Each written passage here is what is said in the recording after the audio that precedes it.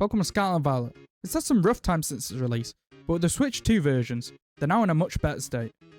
I thought, what better way to revisit the game than completing an assortment of tasks as fast as possible in the style of a bingo board.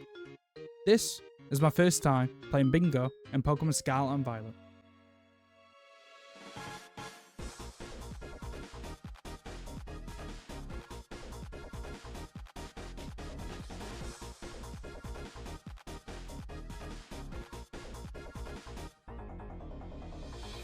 My first attempt at this challenge is a single line on the board.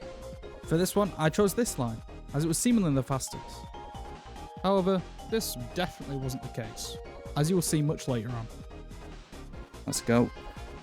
So there's a chancy one here. Yeah, we're heading towards it. I do have money. Not a lot. What would actually be useful? I think maybe just get some heal items. There we go, that's one. So I know there's an Oricorio spawn near the grass type gym over here. There's an Oricorio spawn about there, so I think we start with that. I don't exactly know where the terrain is. I also know that combi spawn in this field here. Is it worth getting? Nah, I don't think it's worth getting for one line. We don't really need the sprint. We need fire types. I don't think there's any fire types here. That's a growl if there is alive. There's one fire type. Catch off guard, so then we have a better chance to catch it. Throw a ball. Hopefully it just gets in. I don't want to waste too much time here. Yes, that's really good. That's one. That's one out of 4. 5. Oh, it's 5. Oh, that's actually kind of hard. As we approach Artisan, we tried our hands in combat against the Oricorio, one of the gold Pokemon. However, it was level 17 and it kicked my ass. But after a quick rest at the nearby Pokestop, I got a level 15 one off guard. Whittled down its HP, so it was even easier to catch. And after a few failed attempts, finally added this form to our Pokedex, adding another fire type to our goal as well. Then the decision was made to find a female combi towards Cortondo, to later evolve into a Vespiquen, and after spending 8 minutes doubling our total time trying to find one, while also catching a Fletchling while searching for one, to evolve later into another needed fire type, the female combi was caught, ready to evolve later. The next best thing to do was this. I guess we just go around the map to all the places which have the chancy places. To do this, I would need to visit Cascarafa, Montenevera, and Levincia. And of course, Mesagoza where we started, where there is technically 3, which will be shopped at later on. Because we've already shopped at one in Mesagoza, we can tick that one off. Knowing this, I decided heading to Cascarafa was the best bet, hoping to run into some fire types along the way. Where is it? There we go. So when we head that way, we've got 1, 2, 3 fire types pretty much. Houndour is the 4th one, which we can go and catch anytime very easily. So I'll do that later on, so I don't have to backtrack now. Gathering my thoughts on what other fire types there were, I tried finding a shortcut by using the classic BLJ, which ended up being slower. There wasn't a quicker path where I jumped up, so I wasted more time doing this than taking the intentional road. This wasn't the only mistake I'd made either. I'm thinking about it now. I think this would have been quicker if we did get the sprint. 100%. Because I'm traveling across the map to get these chancy locations. But it's fine. I'm learning as we go. That's all that matters. I didn't realize how much traveling I would have to do. I did just see we can find a Charcadet in this area. So that would be number 3. Then we have number 4 in party, and then number 5 is Houndour. So then we're done with that goal. Wait. Nummel's ground fire, or is it just ground? First stage evos in my head, I can't remember half of them. At this rate, now we may have well evolve the Fletchling I have into Fletchinder. I'm pretty sure Fletchinder's fire, because we need the XP anyway. Yeah, fire ground, yeah. Okay, it makes sense. All right, we need 2 more fire types. Well, 1 more, which is Houndour. I think we can just ignore fire types now. Oh, I triggered the cutscene. No, it's the long one as well. I've not even got 1 goal yet with 24 minutes in. With the cutscene out of the way, I'd finally made it to Cascarafa, in which I immediately headed to the Chansey store to tick another one off my map. Yeah, this goal is completely fine. We just need to go to this one up here. I think we want to go from the other side though. I think the other side is quicker. Yeah, so we want to go to this town first, actually. So after this, I just need to learn where the Oricorio spawns are, and then level up my mons. Well, level up especially my combi. Yeah, I'm doing this so unoptimally, but it's fine. That's 3. You need the wall climb, so I do have to go from over here. Yeah. Okay, no, I kind of trolled a tiny bit. For some reason, I thought the wall climb was required to get to Montevera from Levincia, in which you do not need this. And they also then proceeded to scale random cliff walls in Cascarappa to try and shortcut again towards Montevera. I did eventually climb a useful wall. I was on my way to the snowy side of the map, in which I immediately dashed towards the Chansey's shop in Montevera. This was another Chansey store ticked off the map. I also decided the time was right to evolve the combi we caught at the start of the challenge to Vespiquen. The next stop was back to Mezzagoza to collect the 2 stars that I missed before. Apparently the school shop sells anti-supply stuff, and that's the last one. If I'm being honest, I didn't know this existed. I'm gonna presume that's it. With this being my first time playing Pokemon Bingo, I wasn't sure how long the goals were. One goal here has a brutally long prerequisite. My line involved evolving a combi, easy enough, order completed. Buying supplies from the Chansey stores, long-winded, but we've already done. Set the terrain in battle, which was just one short walk away from Cortondo. Having 5 fire types in the Pokedex, in which you needed to evolve a Fletchling to have a 4th one, a feasible 5th being a Houndour in the cave where you find Miraidon. That only leaves obtain 4 Oricorio forms, a deceptively easy goal at first glance. However, only 2 of the types are able to be caught, the Fire and Electric. The others had to be obtained by using their representative nectars on an Oricorio. I'll let my live reaction speak for itself. You can only get 2 of the Oricorio forms normally. You get the other 2 from buying a specific item from the Delibird shop, which only appears after you beat 3 gyms. This is probably one of the slowest things on this board. I immediately pivoted to complete the gyms and their respective trials after catching this Houndour. I was sure Fletchling would evolve at some point to complete the obtain 5 fire type goals. Luckily, with all the fire types I've been catching, the grass and bug gyms will be a walk in the park. So I start with the Cortondo gym, in which I played the closest thing to Rocket League Pokemon will get to. From there, I went to sweep the bug gym with ease, with specifically Numel for reasons that will become clear soon. Immediately after claiming my first badge, I flew to Artazon to play some hide and seek with the Sunflowers. One of them was being a sore loser though, so I incinerated it. The gym fight for the grass gym was exactly the same as the bug. Numel incinerated Betelgeuse's full team. Brassius's? Sorry, they look fairly similar to each other. After obtaining this badge, a decision had to be made between the water and the electric type gym. The water gym would rinse my team composed of nearly entirely fire types, so the electric gym had to suffice. However, my Pokemon were just not strong enough on their own to beat Iono, even with a ground type in Numel, due to a Belly Bolt having a 4x strong water gun. So I had to revisit the Chansey store to buy some much needed items in X special attacks and X speeds. You're probably wondering why X special attack instead of X attack, as Bulldoze is my only super effective move on Numel against electric types. This is a valid point of reasoning, but all will be revealed soon, just after the gym trial, and... oh my god. No one wanted to warm me up prior, and even against my own will, I was forced to fight. Hey, I guess at least this sentiment from Gen 1 still remains intact. This was a battle I wasn't prepared for, whatsoever. It was a major struggle when it came to the Crocodile, as it swept my entire team, thus ending my run. That's what I would say, if this was a hardcore Nuzlocke and I didn't have access to any items. I cycled my revives and healing items onto my Pokemon that had priority moves in Aqua Jet and Quick Attack until I finally beat Nemona, causing me to add an extortionate amount of time to my run. Now, as I was saying before, I could finally do Iono's gym trial with no Wait, there's battles, but I mean, at least my Fletchling evolved, finished my 5 registered fire types. As I was saying, with minor interruption, I could finally complete Iono's trial, where to spot Mr. Walksabout Clavel to allow me to finally fight the last gym leader to change these Oricorio's forms.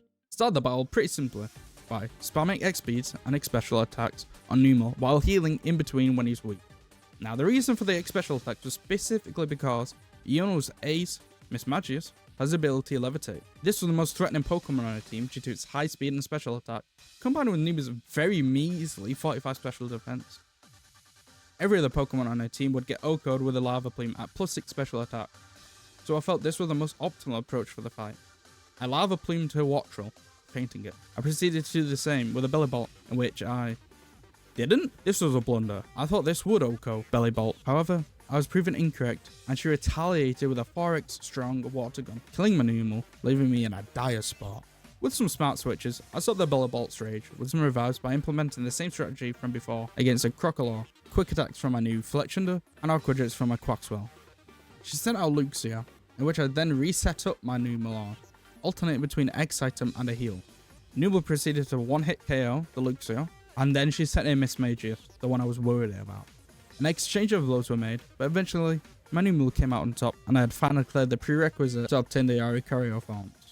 With a quick stop to Delibird presents, the Nexus were obtained, and were given to my Aricario to cycle the forms in order to complete the goal. My last goal was a short walk away from the gate of Mesagoza. Presuming Hoppip can learn it. Oh, hold on. We're nearly done.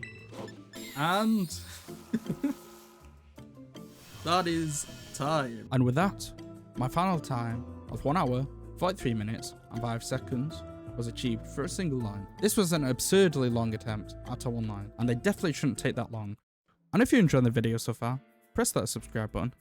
More content like this will come out in the future. You can also follow my Twitch, where I will be streaming soon. Now, with a warm-up of a one line completed, I thought I would tackle a board aiming for 3 lines in total. This allows a balance of decision making, deciding the most optimal route, while also demonstrating a wider range of game knowledge, which I clearly lacked from the first attempt I completed. Of course I'll be using a fresh board, not this one. I was just way too lazy to reanimate something. With a 3-line board, you want goals that synergize with each other, like stone evolutions, and acquiring specific types, or if you're going long distance, acquiring movement abilities from Titans. In this board, there's a fair bit of travelling, so the Stony Titan was a no-brainer. With this in mind, these are the lines I was attempting for this board. First thing we want to do is the Stony Titan. It allows us to get one of the better movement abilities. I can't remember if it's faster speed, like the sprint, or higher jump. And we have to go this way for the grass section. We do want to look for a slightly higher level fire type, just so we can sweep through the grass gym. That's like the only battling we'll actually really need to do. We need to keep an eye out for steel types. If we see an Earthworm, we definitely want to get an Earthworm. My initial plan was set in stone, but I didn't realise the Titan Claw had hands, or rather, claws, as it gripped my Quaxley hard and sent me back to the nearby Poké Center, already losing valuable time. This is where I thought I could follow the old speedrunning tactic of getting a Flamigo and leveling it up with a large XP candy, so I'd be fine fighting early on. Especially because Flamigo boasts an insane stat total of 500. That was until a higher level Mankey showed up. Level 17, yeah. This Mankey was incredibly good to get early on. It was a fighting type, which could be good for the Sunny Titan, but it also helped me damage the types I need to catch, Steel and Ice, both weak to fighting. And eventually, I needed to evolve this into Annihilate. This one Pokemon would make it so easy to get 4 of the goals. With a Mankey caught, we headed over to rematch the Stony Titan. I low kicked my way through Cloth initially, and with the later help of Arvin's Life Dew to keep me sustained, took it down again after its power up. This allowed me to obtain a very useful movement ability. Dash, yeah, the sprint. This is why I wanted to get this one first, because yeah, it's taken 12 minutes to get out all the cutscenes, but it cuts down travel time significantly.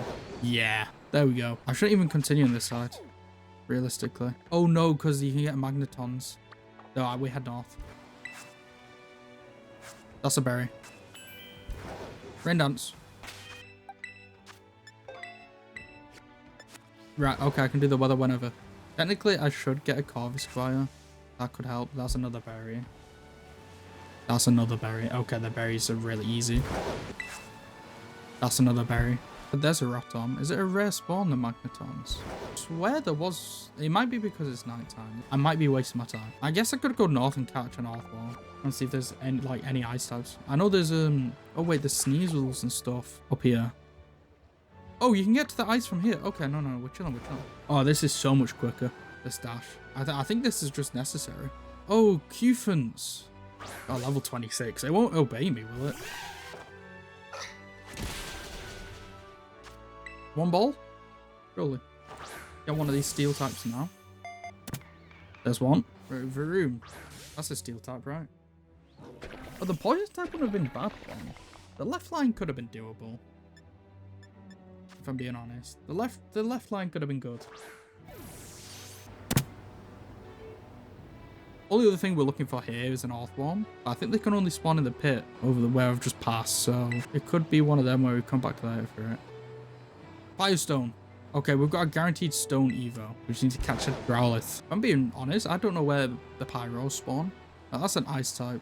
With now being in an area with common ice spawns, I attempted to catch as many ice types as I could. I successfully caught a Citadel. However, when trying to catch Snom, it refused to get in the ball, so I decided to leave it, maybe catch it in a bit. During this time, I also failed to catch a much needed Magnemite, so a lot of time was wasted here. Well, not entirely wasted. He used Rain Dance waiting for the Magnemite to kill me, thus taking another goal off the board. After the failed attempts, I decided to just head north, towards Montenveria, where the next Chansey store was located. I slowly cruised up the snowy terrain, hitting up a Pokemon on the way to acquire some more Pokeball. I also attempted to catch a Bergmite while heading to the Chansey store, in which it was successful, another ice type off the goal. Along with this, I accidentally killed a Cubchoo with a cross drop because I thought it would tank it.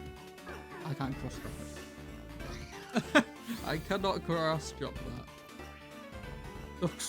Duskstone. Oh wait, that's good. Evolve a Snorunt into a Frostlass. I can't remember. We just need to buy something. Okay, that's 1 out of 5. 3 types of Tatsugiri might actually be kind of hard without swimming. I thought it would finally be a good time to catch a Magnemite, as even though it would disobey me, I could at least use it as fodder to tank while I'll throw balls at other ice and steel types, as you resist most of them.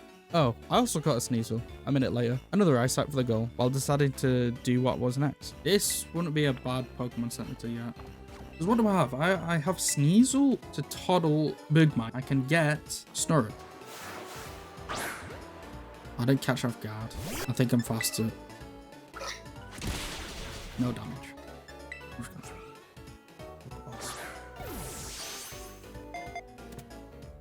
Thank you. We want to head towards these bridges for the Tatsugiris.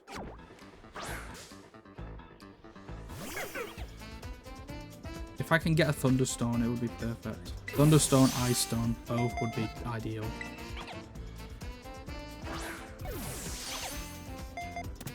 There we go. That's another one. If we can get some XP candies here, it would be unbelievably good. That's another berry. There's another berry. Because there's a shrine near here. Another berry. I can't remember where the shrine is. I know there's a shrine near here. Another berry. I feel like there should be a shrine over here. That's another berry. One more berry and that's done. I was right. There was a shrine here, literally right next to me. But I decided I could just look it up later, if I need, instead of trying to look it up while catching another steel type here in Tinkertuff. After catching Tinkertuff, I fed my Mankey all my candies just to level them up some more. I also then stumbled across a godsend. Quick Balls. Tatsugiris are on level 50, so catching them with my low level Pokemon would be nearly impossible. Quick Balls changed that now, allowing me to have an extremely high chance to catch the first one on the first turn. This, along with the repeat balls that I've picked up from the shiny spots on the floor on the journey, will allow me to catch the other forms of Tatsugiris. Finally, I accidentally made a slightly optimal route. I threw my Quick Ball at the first Tatsugiri I found, and unsurprisingly, I caught it. This also leveled up my Mankey high enough to evolve, making it easier to catch other ice and steel types later on. While finding the other forms of Tatsugiri, I stumbled across another Quick Ball. With some quick roaming, all 3 forms of Tatsugiris were obtained, and the goal was finished. One of the more worrying goals due to the massive level difference, making it harder to catch these. With this goal complete, I collected my thoughts once again. So I need ice, steel, and berries. And Pyros. I think we go do the Pyros. We might Quick Ball Pyro. That should be caught off guard. I didn't. We're throwing a Quick Ball anyway. Huge. Being a Pyro. Repeat Ball, and we should catch it pretty easily. Yeah, we got it. Another goal. With this goal complete, I was basically halfway there. I have 4 goals out of 11 complete. I only need 1 more berry. I just need to shop in Mezagoza to finish the Chansey goal. I have a Firestone and a Duskstone, therefore a Stone Evolution as well. I have 5 out of 7 Ice types, 4 out of 7 Steel types. I just needed some more XP on Primate to learn Rage Fist, and the shrines I can visit whenever. The only other goal was a Grass Gym. I want to get it over and done with now that we have a level 30 plus Pokemon. I could have one-shot the gym with ease. I once again played hard and seek with Flowers, with the last one getting angry this time as I kidnapped his kind. I then swept the gym with Assurance on Primate, not Low Kick, as the Pokemon he boasted were fairly light, with the gym at the way. I flew to Levincia to purchase some supplies from the Chansey store and stock up on great balls from Delibird's presents. This will help me very much to catch the remaining steel and ice types. On my way to catching Orthworm, I found a Thunderstone instead, so I skipped out on it, knowing I can evolve Magnemite or catch a Magneton to evolve into eventually Magnezone to benefit 2 goals instead of 1, and ended up heading back to the Snow Mountain for the remaining ice types. With a Dustball and Snover in the night, I caught it in 1 ball. I ran into a Bronzong, I caught that to add another Steel type to the board. I ended up catching an Abomasnow to finish my ice type goal, and a Magneton was sitting diligently next to the Abomasnow, waiting to be caught. So of course I had to. Once caught, I was going to evolve it. That was my plan anyway. Until I'm pretty sure you can still use a Thunderstone, right? You're just irritating. Oh way, Magnet Ball. If I don't kill, I can't. I need it to kill me. I have to catch it. I have to fucking. Oh my god. Okay, we got it. It's fine. With that irritant being dealt with, I then evolved my Magneton into Magnezone to complete my goal, and then went on a shopping spree in Mezagoza to finish the Chansey Star goal. It was now time for the shrines. I did realise I went straight past one. However, I first went to the Grasswither shrine, the shrine that houses Wo-Xian. I then went to the one I missed, picking up my final berry on the way, and finally interacting with the Ground Blight shrine door to complete this goal. All that was left was a tedious goal, evolving my Primeape into an Annihilate. To do this, you need Rage Fist, learnt at level 35. This was the first issue. My Primeape was only level 32. I needed to find 2 more rare candies. Using a map, showing them all, I hunted these down and learnt Rage Fist. Then, I needed to use the move 20 times without the Pokemon fainting, and then level it up again into Annihilate. I wailed on some low level Mareep and Mastiff to use the move while heading towards the final rare candy location. With the 20 required uses complete, I obtained the final rare candy and finally evolved my what once was a Mankey into the final 4 Annihilate. And with that, I finished my first 2 bingo bars. This was incredibly fun, even though my first run was abysmal and heavily unoptimized. My second run being better, with my movement still being fairly slow. I was still happy with a sub 2 hour time for my first time running the bingo boards. If you enjoyed watching this video, I heavily encourage you to try this yourself at LOCKOUT.LIVE. It houses more games than just Pokemon. Go give it a shot. Again, thanks for watching.